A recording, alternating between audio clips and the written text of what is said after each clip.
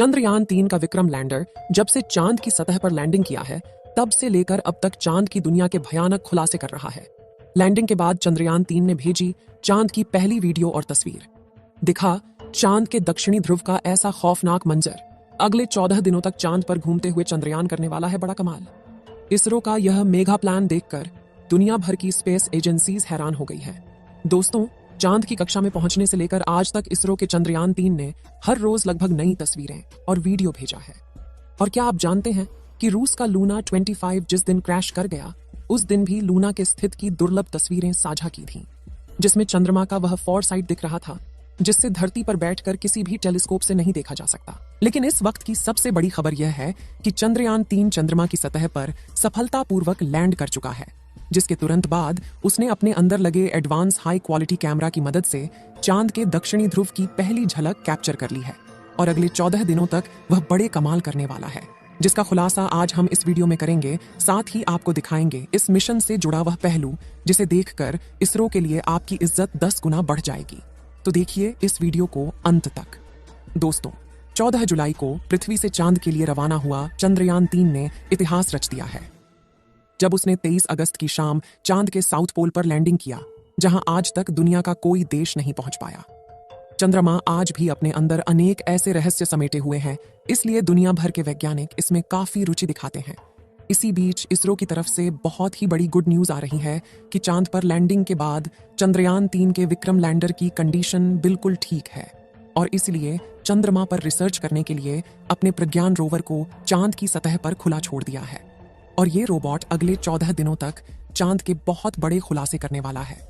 वहीं विक्रम लैंडर के advance cameras ने चांद पर अपनी लैंडिंग साइट की सबसे ताजा तस्वीरें भेजी हैं। इन लेटेस्ट फोटोज में सूरज की रोशनी को रिफ्लेक्ट करके चमक रही चांद की खूबसूरत सतह को साफ साफ देख सकते हैं। साथ ही यह भी देख सकते हैं कि चांद की सतह कितनी ज्यादा ऊबड़ खाबड़ है, जिसका यह हाल लंबे समय तक उल्का पिंडों की बारिश की वजह से हुआ है। वहीं लैंडिंग से ठीक पहले विक्रम लैंडर पर लगे लैंडर पोजीशन डिटेक्शन कैमरों ने चांद की कई कमाल की फोटोज खींची थी।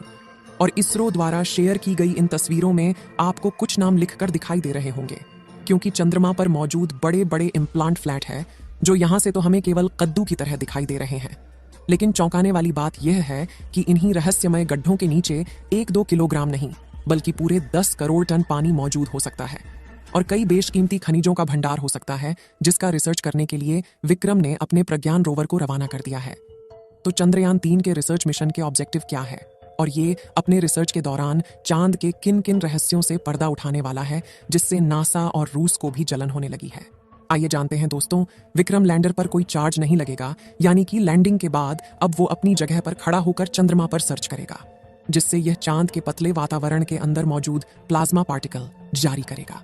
दिन और रात में चंद्रमा की सतह के बदलते तापमान की जांच करेगा, अपनी लैंडिंग साइट के आसपास आने वाले भूकंप की गति और तीव्रता की स्टडी करेगा, और सतह के नीचे लेजर फेंक कर सरफेस एलिमेंट्स की जांच करेगा, जिसके लिए इसके अंदर 4 पेलोड उपकरण लगाए गए हैं। जबकि चंद्रयान-3 का प्रज्ञान रोवर अपने टायर्स की मदद के चलते हुए चांद के दूर दराज इलाकों की तरफ रवाना हो चुका है, और चलते चलते इसने इसरो को भी चांद का डेटा भेजना शुरू कर दिया है। आपको बता दें कि प्रज्ञान रोवर में लेजर इंडक्टेड ब्रेकडाउन स्पेक्ट्रोमीटर और अल्फा पार्टिकल एक्सरे स्पेक्ट्रोमीटर जैसे 2 पेलोड उपकरण लगाए गए हैं, जो कि लेजर की मदद से चांद की सतह के अंदर तक जाएंगे और सतह के नीचे मौजूद पानी का पता लगाएंगे। साथ ही यह चांद की मिट्टी और चट्टानों में मौजूद मैग्नीशियम, एल्युमिनियम, क्रोमियम और सिलिकॉन जैसी कीमती खनिजों को भी खोज निकालेंगे, और इस रहस्यों से पर्दा उठाएंगे कि आखिर जान के अंदर क्या छुपा हुआ है। यानी अगर अपने इस मिशन में विक्रम लैंडर और प्रज्ञान रोवर ने चांद पर किसी कीमती खनिज या पानी का भंडार खोज लिया, तो यह इतना बड़ा कामयाबी होगा कि भविष्य में जब भी चांद का नाम लिया जाएगा, तो इसके साथ ही इसरो और भारत का नाम भी जोड़ा जाएगा।